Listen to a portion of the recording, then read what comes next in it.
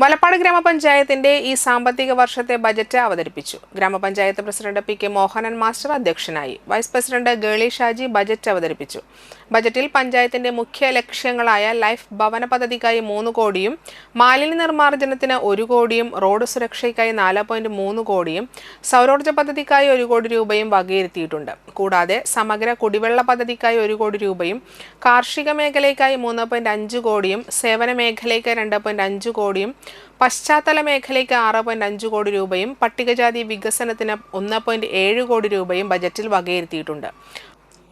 50 കോടി രൂപ പ്രതീക്ഷിക്കുന്ന വരവും 43.91 കോടി രൂപ പ്രതീക്ഷിത ചിലവും കഴിച്ച് 6.08 കോടി രൂപ മിച്ചം വരുന്ന ബജറ്റാണ് അവതരിപ്പിച്ചത്.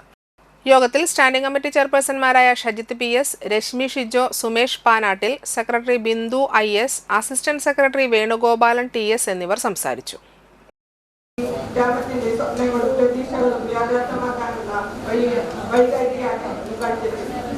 കേവലം വരവ് ചെലവ് കണക്കുപുറം നമ്മുടെ നാട്ടിലെ വാർഷികരിക്കപ്പെട്ട സാധാരണക്കാരുടെ ജീവിത നിലവാരം ഉയർത്തുന്നതിനും അടിസ്ഥാന സൗകര്യങ്ങൾ വികസിപ്പിക്കുന്നതിനും ഊന്നൽ നൽകിയാണ് ഈ ബജറ്റ് തയ്യാറാക്കിയിരിക്കുന്നത്.